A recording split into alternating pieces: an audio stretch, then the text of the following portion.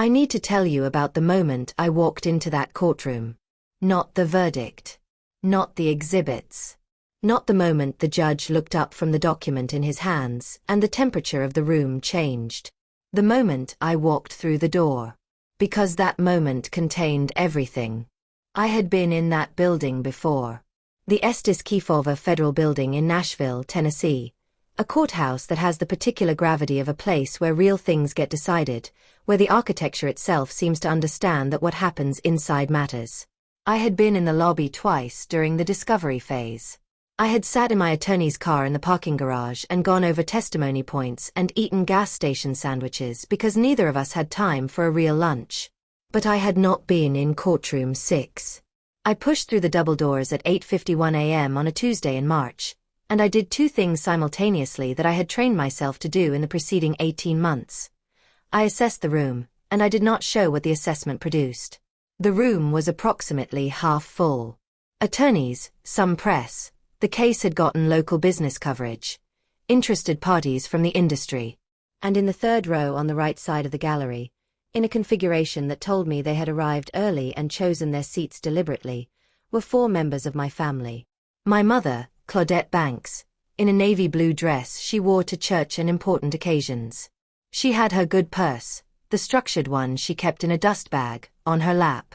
My older brother Terrell, in a sport coat, leaning back in his seat with his arms crossed and the expression of a man who has already decided how something ends.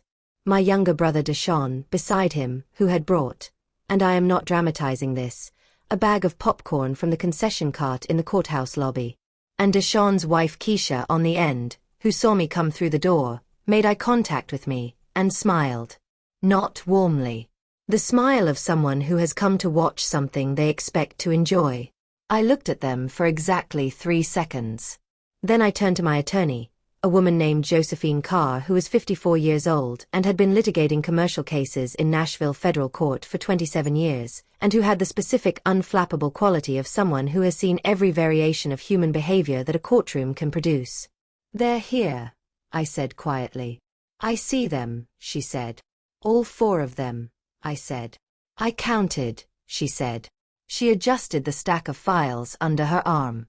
"Let them sit there." She paused. They chose the wrong side of the room. I did not understand what she meant yet. By the time I understood what she meant, the smile had left my mother's face word by word, like lights going out in a building at the end of the day. Let me tell you how we got there. Part 1. The Betrayal. My name is Serena Banks. I am 39 years old. I grew up in North Nashville, Tennessee, the middle of 5 children of Gerald and Claudette Banks. My father a city bus driver for 26 years. My mother a home health aide who worked for 31 years caring for other people's parents with a dedication and tenderness that I have spent my adult life trying to match in my own work. We were not poor in the way that poverty is usually described. We were not hungry, we were not homeless, we were not without the fundamental securities that children need. But we were close enough to the edge that the edge was visible from our front porch, and the awareness of that edge shaped everything in our house. The way my mother portioned groceries, the way my father worked overtime without complaint, the way certain questions, about college, about careers, about what came next, were answered with a practicality that left no room for what my teachers sometimes called my big ideas. I had big ideas from early on. By 14 I was designing flyers for neighborhood events on a borrowed computer. By 16 I was charging small businesses $20 to make them logos that were, by any honest assessment, better than what they'd had before.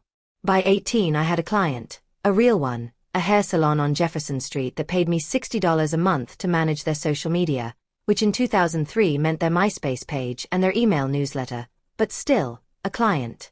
I went to Tennessee State on a partial scholarship and a lot of determination and graduated in 2007 with a communications degree and a portfolio that was better than most people's who had graduated from more expensive schools. I worked for 3 years at a mid-size advertising firm in Nashville, learning the operational side of what I'd been doing intuitively since I was 16. In 2011, I started Banks Creative Group. 1 client. 1 laptop. 1 room in a shared office space on Charlotte Avenue that I rented for $300 a month and in which I worked 12 hours a day, 6 days a week, with the sustained intensity of someone who understands that what they're building has no safety net underneath it. By 2015, Banks Creative had 11 employees, 40 clients, and a revenue run rate that had crossed $2 million annually. By 2019, we had 23 employees, clients in 6 states, and a reputation in the Nashville marketing community that had taken 8 years of consistent, excellent work to build, and that I was prouder of than anything else I had done in my professional life. This is the thing about building something from nothing. You know every brick. You know where every client came from, what problem you solved for them, what late night produced the campaign that won them over. You know the names of every employee you've ever hired and why you hired them and what they added. The business is not separate from you. It is made of you, in a way that nothing that was given to you ever can be. I built Banks Creative Group from nothing. And then I brought in a partner. Marcus Webb came into my professional life in 2018, through a mutual contact in the Nashville business community. He was 44, experienced in the operational scaling of service businesses, and he presented a case for partnership that was, on its financial and strategic merits, sound. He had capital, $250,000 in fresh investment that Banks Creative needed to expand its digital services division. He had operational experience. He had relationships with corporate clients in the healthcare and financial services sectors that would meaningfully expand our revenue base. What he did not have, and what I failed to adequately investigate, was integrity. Not the visible kind of dishonesty, not the kind you find in background checks or court records. The subtler kind. The kind that presents as strategic thinking and is actually the patient, long-horizon calculation of someone who has identified something valuable and is determining the most efficient way to take it. Marcus became a 49% partner in Banks Creative Group in January of 2019. I retained 51% and operational control. The partnership agreement, drafted by my attorney at the time, a man named Samuel Grice, who I have since parted ways with for reasons that will become clear, contained provisions that seemed standard at the time of signing and that I would later understand had been negotiated with a specific exit strategy in mind that I had not been shown. The strategy revealed itself in 2021. Marcus had spent 2 years learning the business from the inside, the client relationships, the operational systems, the financial structure, the key personnel. He had been charming and collaborative, and I had trusted him in the way you trust someone who shows up every day and does good work and never gives you an obvious reason not to. In March of 2021, Marcus filed a claim in Davidson County Circuit Court alleging that I had breached our partnership agreement by making operational decisions without his consent, misappropriating partnership funds for personal use, and systematically excluding him from strategic planning. Every allegation was false. But the filing landed like a brick through a window. Partnership disputes in operating businesses create immediate, practical damage regardless of their merit. Clients get nervous, employees get nervous, lenders get nervous, and the business begins bleeding in ways that have nothing to do with whether the underlying claims are true. Marcus knew this. He had planned it. Within 3 weeks of the filing, 2 of our largest clients, a healthcare system and a regional bank, quietly began the process of transitioning their accounts. One of them told me later, apologetically, that they had received calls from a new marketing firm called Webb Creative Group suggesting they might want to consider their options given the uncertainty at Banks Creative. Webb Creative Group had been incorporated in January of 2021, 2 months before the lawsuit. Marcus had been building his exit strategy, and his competing firm, while sitting in my office attending my strategy meetings and attending my client lunches and telling me, every day, that the partnership was strong.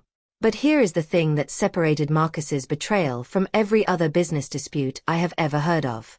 He did not do it alone. He had help. From inside my family. Part 2. The Fall. I want to be careful about how I tell this part, because the people involved are my family and the truth about them is something I have had to hold alongside love that did not disappear when the truth arrived, and holding both of those things simultaneously is the hardest work I have ever done. My brother Terrell had worked at Banks Creative Group from 2016 to 2020, as an account coordinator. He had not been a strong employee, not dishonest, not neglectful, but limited in his ambition and his aptitude in ways that had created ongoing tension between his role and the performance standards I maintained for the whole team. I had kept him on longer than I should have because he was my brother, and let him go in February of 2020, during a restructuring, with a severance that was more than his tenure warranted because I loved him and wanted to soften the transition. He had been angry about it in a way I had not fully registered.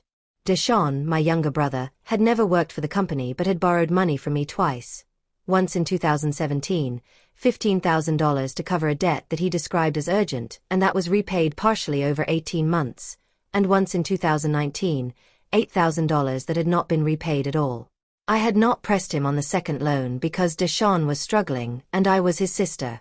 My mother Claudette had opinions about the business that she expressed regularly and that I had listened to with the respect I always showed her and had not always implemented, because she was my mother and not a marketing executive, and those two things were in tension in ways that I had never found a satisfying resolution for. I did not know, until Josephine Carr's investigator found it 18 months into the litigation, that Terrell had been in contact with Marcus Webb since November of 2020, 3 months before the lawsuit, 3 months after his employment at Banks Creative had ended. I did not know that Terrell had provided Marcus with internal client relationship information, email threads, contract terms, renewal schedules, that he had retained copies of after his employment ended. I did not know that Deshaun's wife Keisha, who had attended exactly 3 Banks Creative Company events in her life and had no other connection to the business, had signed an affidavit in the partnership dispute litigation attesting that she had personally witnessed me making statements about misusing partnership funds at a family gathering in 2020. No such gathering had occurred. No such statements had been made. Keisha had signed a false affidavit. I did not know that my mother Claudette, my mother, the woman who had portioned groceries and worked 31 years caring for other people's families and who I had tried my entire adult life to make proud, had spoken to Marcus Webb's attorney on 2 occasions, providing what the attorney characterized in his notes as background on the subject's financial practices and business conduct. My mother had given Marcus Webb's legal team ammunition. About me. Her own daughter. I found this out on a Thursday afternoon in September of 2022, sitting in Josephine Carr's conference room while her investigator, a former FBI agent named Leonard Cho, walked me through 18 months of document analysis, phone record review, and source interviews. Leonard set a timeline on the table in front of me. It was 4 feet long and covered in color-coded entries. Marcus's actions in blue, the family members' actions in red. There was a lot of red. I looked at the timeline for a long time without speaking. Then I said, "How long have you known?" "We confirmed the Keisha affidavit fabrication 3 weeks ago," Leonard said. "The Terrell document transfers we've known about since April. Your mother's conversations with opposing counsel, those we confirmed last month." "Why didn't you tell me sooner?" I said. Josephine answered. "Because I needed you functional," she said, with a directness that I had come to understand was her version of care. "And because we needed time to build what we found into something actionable. Knowing isn't enough. We needed it documented, verified, and ready to deploy." I looked at the red entries on the timeline. "They wanted me to lose the business," I said. Not a question. Just the statement of a fact that required saying out loud before it could be real. "Yes," Josephine said. "Why?" "We don't know the full picture," she said. "What we know is that Terrell's contact with Marcus began 3 months after his termination. Motive there is not hard to theorize." She paused. "The others, your mother, Keisha, Deshaun, the pattern suggests they were brought in through Terrell. Whether they fully understood what they were participating in or whether they told themselves it was something less than it was, we can't know." I thought about my mother in her navy blue dress. I thought about Deshaun at my company's 10th anniversary party, the one I'd thrown for my employees, where he told me I was getting too big for my own good. I thought about Terrell, on his last day of employment, packing his desk with a quietness that I had read as sadness and that I now understood was something else entirely. "Okay," I said. "Are you all right?" Josephine asked. "No," I said honestly. "Do you need time before we discuss strategy?" I looked at the timeline. "No," I said. "Tell me what we're going to do." Part 3. Discovery. The discovery phase of the litigation had produced, over 18 months, a volume of documentation that Josephine organized with a system that I came to understand as architectural. She built a case the way a structural engineer builds a bridge, with every element load-bearing and nothing decorative. Let me walk you through what we had. The first pillar, the Web Creative Group Incorporation. Marcus had incorporated Web Creative Group in January of 2021, 2 months before filing the partnership dispute lawsuit. The incorporation documents were public record. The business registration listed Marcus as sole owner and named 3 initial clients. Clients who, at the date of incorporation, were still under contract with Banks Creative Group. This established premeditation. Marcus had not filed the lawsuit because he was genuinely aggrieved by my conduct. He had filed the lawsuit as a business strategy to facilitate a competitor launch. The second pillar, Terrell's document transfers. Leonard Cho's digital forensics team, engaged by Josephine at my expense and worth every dollar, had traced a series of email forwarding actions taken from Terrell's Banks Creative email account in the weeks before his termination. Terrell had forwarded 23 internal documents to a personal Gmail account. The documents included client contract terms, renewal schedules, pricing structures, and a strategic planning memo I had authored in October of 2020. The same strategic planning memo had appeared, in modified form, in a Web Creative Group pitch deck obtained through Discovery. Terrell had not just given Marcus information. He had given him my strategy. The third pillar, Keisha's affidavit. The affidavit described a specific evening, a family dinner at my mother's house in November of 2020, at which Keisha claimed I had made statements about keeping 2 sets of books and using the business account as my personal ATM. Josephine had subpoenaed my mother's credit card records for November 2020. My mother had hosted one dinner in November 2020, Thanksgiving, on the 26th. I had not attended Thanksgiving 2020. I had been in Atlanta for a client pitch. I had receipts. Hotel receipt. Client pitch documentation. A photograph from the client dinner, time-stamped, with me visible in it. I was not at the dinner Keisha described. Keisha had fabricated an event that did not occur. Leonard had also obtained, through a separate investigative channel, a record of a payment made from a Web Creative Group account in August of 2021, 3 months after Keisha's affidavit was filed, to a personal account registered to Deshaun Nolan. $2,000. The payment memo said, consulting services. Deshaun had no consulting relationship with Web Creative Group. He had signed his wife's false affidavit and been paid for it. The fourth pillar, my mother's conversations with opposing counsel. This was the most painful and the most carefully handled. Josephine had obtained, through the discovery process, the notes of Marcus's lead attorney, a man named Philip Torres, from 2 phone calls with an unidentified female source in the fall of 2021. The notes described the source as a family member with direct knowledge of subject's business conduct. The notes contained specific details, account names, internal terminology, procedural practices of Banks Creative, that only someone with genuine insider knowledge could have provided. Josephine's investigator had cross-referenced the phone numbers in Torres's call log. One of them belonged to Claudette Banks. My mother had called Marcus's attorney. Not once. Twice. I want to be honest about what I felt when Leonard placed that phone record on the conference room table. It was not anger. Anger had its place in this story, but this specific moment produced something different. Something quieter and more fundamental, the feeling of a structural understanding shifting. The feeling of looking at the load-bearing wall of a building and discovering it was painted backdrop. My mother had called the man who was trying to take my company. She had given him information. She had done it in the fall of 2021, while calling me every Sunday evening and asking how the business was holding up and telling me she was praying for me. She had been praying for me on Sundays and briefing my opponent on Tuesdays. I sat with that for a long time. Then I asked Josephine the question that mattered. Can we use all of this? The document transfers. Yes, absolutely, they're central to the fraud counterclaim, she said.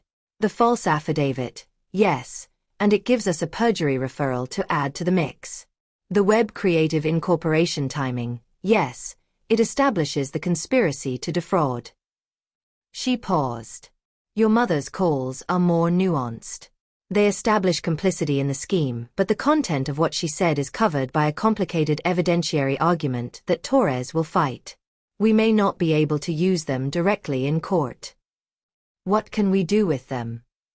Josephine looked at me with the expression she had when she was about to say something she had been thinking about for a while. We don't need to use them in court, she said. We need them in the room. We need everyone who participated in this to be present when the rest of it comes out, so that the full picture exists in a single moment in a single space. The evidentiary weight is in the documents we can use. But the moral weight, she paused. The moral weight needs an audience. What are you suggesting? I said. I'm not suggesting anything, she said carefully. I'm telling you that this trial will be public, that the gallery will be open, and that people who want to attend are welcome to do so.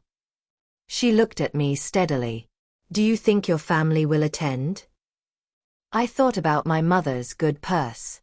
I thought about Terrell's sport coat. I thought about what people wear when they go somewhere they expect to celebrate. Yes, I said. They'll attend. Then let them, she said. Let them sit where they want to sit. And let the record speak. Part 4. Preparation. The 6 weeks before trial were the most concentrated period of sustained work I have experienced since the first year of building Bank's creative group. Josephine and I spent hours in her conference room, going through every exhibit, every witness, every anticipated argument from Torres's team. We were not just building a defense. We were building a counterclaim.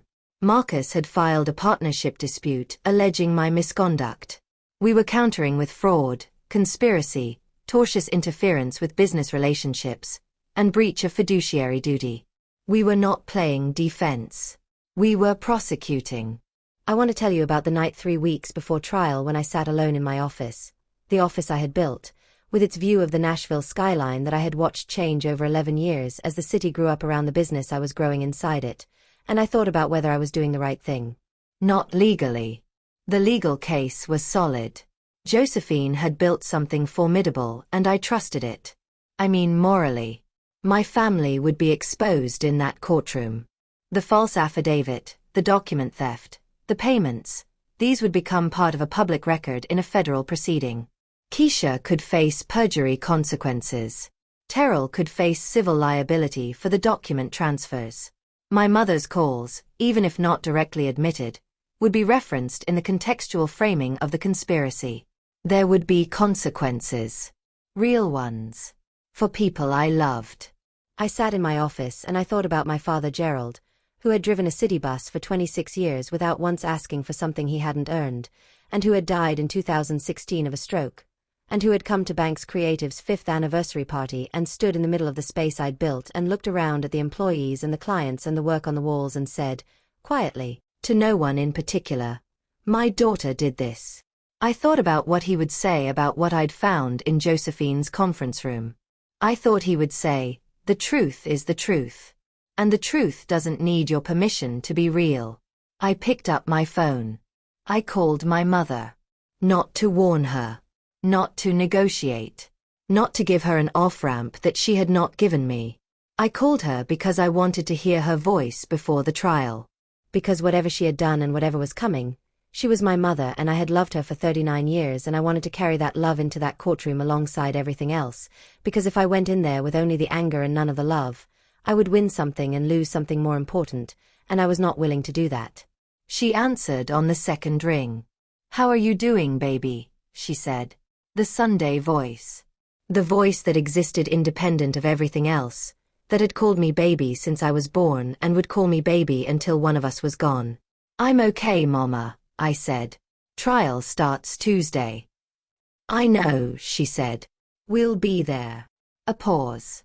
I know you will, I said. I let the line breathe for a moment.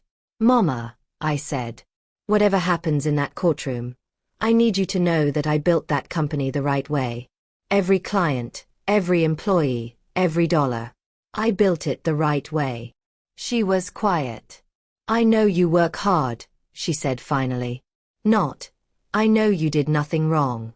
Not, I know what Marcus did to you. Not, I know what I did and I'm sorry.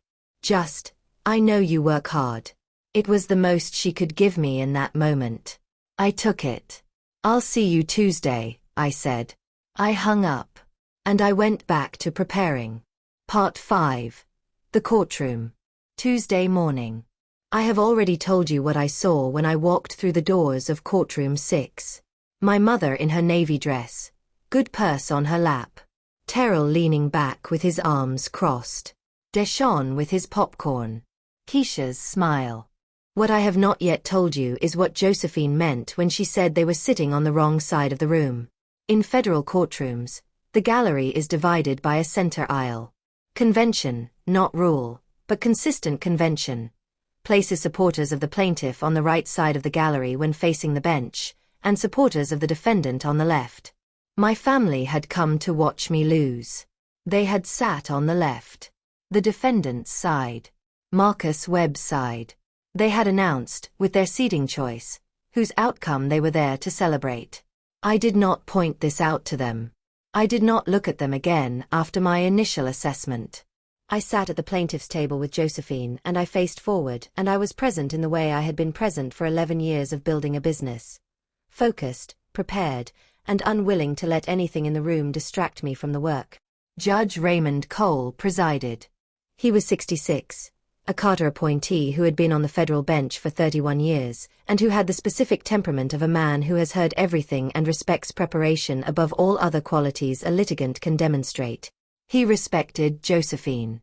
That was visible in the first 5 minutes. Torres was good. I want to say that, because this story is more satisfying if the opposition was genuinely formidable, and they were. He was organized, confident, and had a theory of the case that was coherent, and that would have worked if the evidence had supported it. It did not support it. Josephine opened with the Webb Creative Incorporation date. She placed it on the projector. January 14, 2021. Webb Creative Group, incorporated in the state of Tennessee. Then she placed the partnership dispute filing date beside it. March 3, 2021. Marcus Webb versus Banks Creative Group and Serena Banks. Your Honor, she said, the defendant filed this lawsuit 50 days after incorporating a competing firm that listed, as initial clients, companies under active contract with my client's business. This court will hear evidence that the lawsuit before it today was not a genuine partnership dispute. It was a business acquisition strategy, an attempt to use litigation as a weapon to destabilize a competitor so that competitors' clients could be poached by a firm the defendant had already built for that purpose. She paused. We will also present evidence of the means by which the defendant obtained the insider knowledge necessary to execute this strategy. She looked at her exhibit list, beginning with Exhibit 7. Exhibit 7 was Terrell's document transfers. 23 internal Banks Creative documents, forwarded from his company email to a personal account, 3 weeks before his termination, appearing in modified form in a Webb Creative pitch deck obtained in discovery. Torres objected. Judge Cole overruled. The documents went into evidence. I did not look at the gallery. But Josephine did, briefly, at the precise moment that Exhibit 7 appeared on the courtroom projector screen. She told me later what she saw. Terrell had uncrossed his arms. Deshawn had put the popcorn bag in his lap. Exhibit 12 was Keisha's affidavit, placed beside my Atlanta hotel receipt, the client pitch documentation, and the time-stamped photograph of me at the client dinner on the date the affidavit described me attending a family gathering in Nashville. Your Honor, Josephine said, the affidavit filed by Ms. Keisha Nolan, and here she used Keisha's legal name, which was not Banks, describes events on a date for which the plaintiff has documentary evidence of being in Atlanta, Georgia. The event described in the affidavit did not occur. The affidavit is fabricated. Torres objected on evidentiary grounds. Judge Cole looked at the hotel receipt. He looked at the affidavit. He looked at the photograph. Overruled, he said. He made a note. The court will take the question of referral under advisement. The question of referral. Perjury referral. I heard, from the gallery, A sound that was not quite a gasp and not quite silence but something between them. I did not turn around. Exhibit 19 was the payment record. $2,000 from a web creative account to Deshaun Nolan's personal account, 3 months after Keisha's affidavit was filed, with the memo notation, "Consulting services."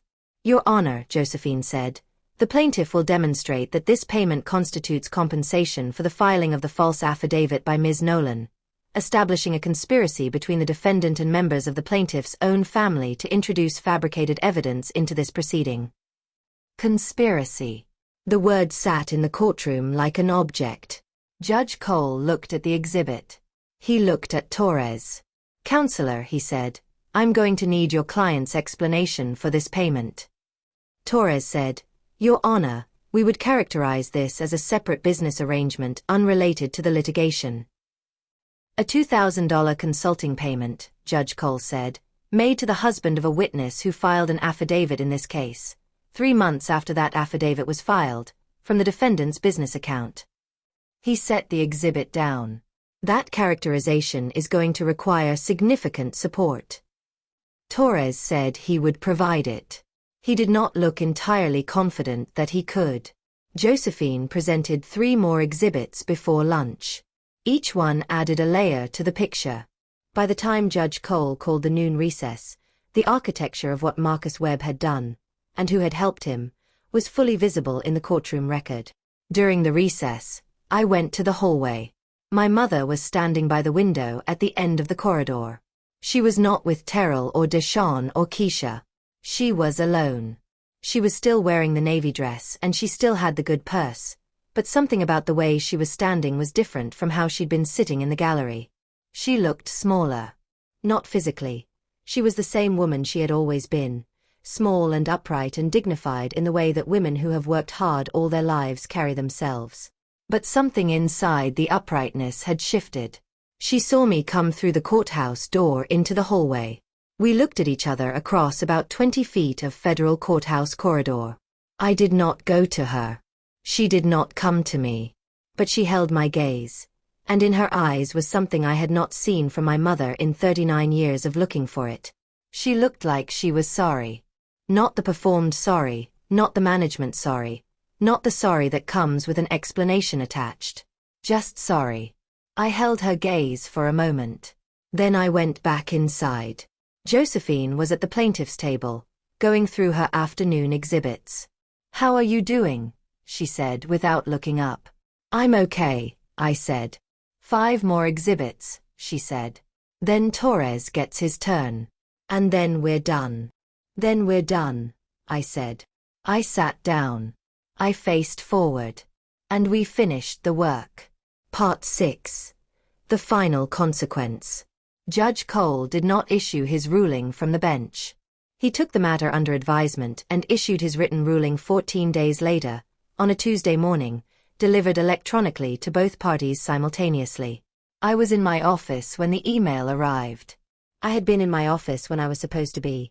I had gone back to running my business, as fully as the litigation allowed, because Banks Creative Group was not going to run itself while I waited for a verdict, and because the business was the point and I was not going to let it be secondary to anything, not even to the proceeding designed to take it.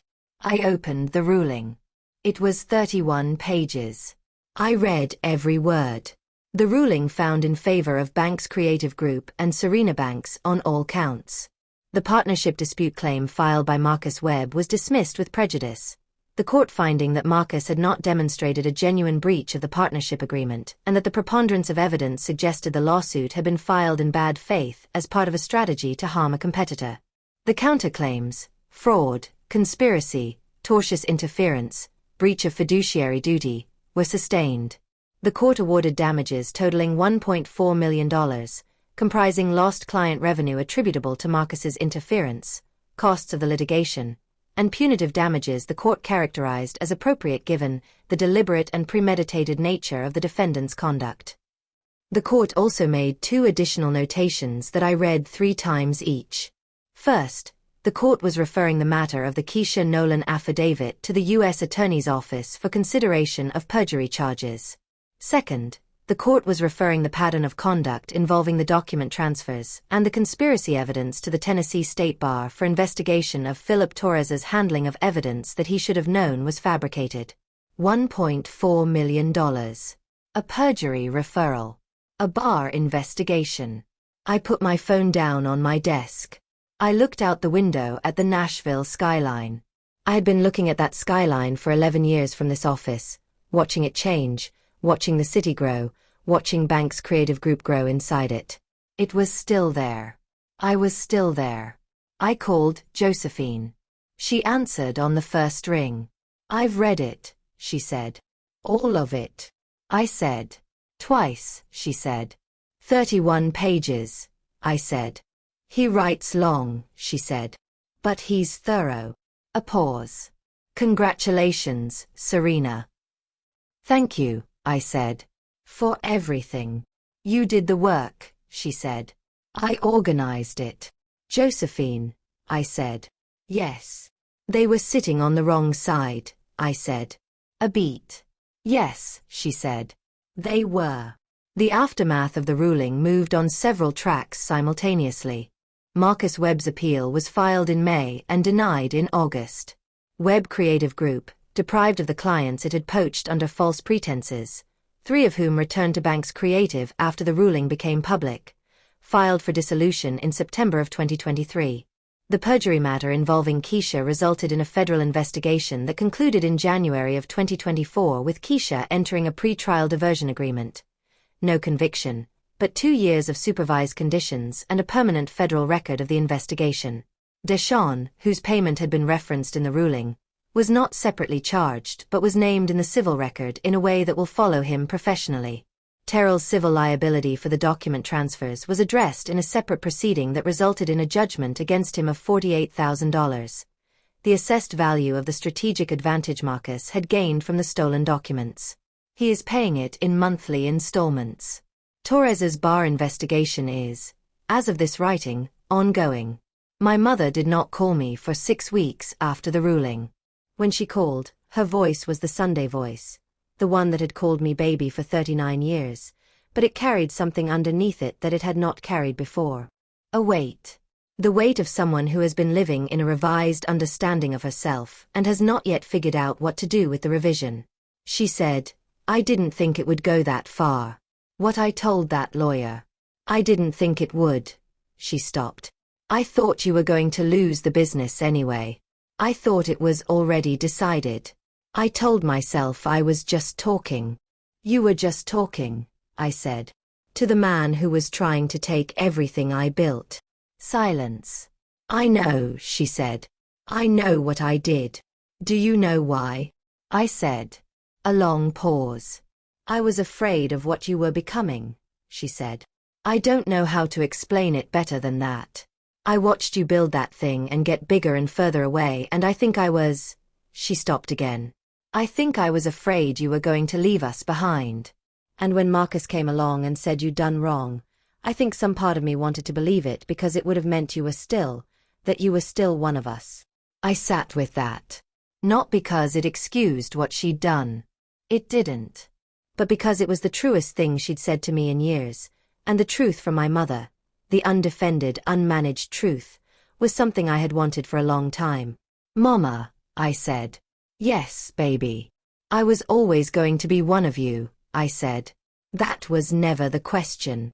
She cried. I let her.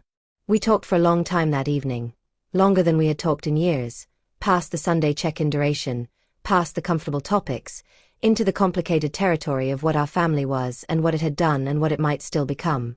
I did not repair everything in that call. You cannot repair everything in a call. But I said what was true and she said what was true, and we agreed to keep saying true things to each other going forward, which is the only foundation I know how to build on. Banks Creative Group has 41 employees now. We crossed $5 million in annual revenue in 2023, the year of the ruling. I have a photograph on my desk, not in a frame, just propped against my monitor, of the Nashville skyline taken from my office window on the evening the ruling came through. The light is the particular gold of a Tennessee late afternoon in March, and the skyline is full of buildings that weren't there when I started, and the photograph is slightly crooked because I took it quickly, without thinking about composition, just wanting to capture the moment. My father would have liked the ruling. He would have liked it in the way he liked all things that were earned. Quietly, with a nod, with the specific satisfaction of a man who understood what it cost to build something and who never underestimated the price.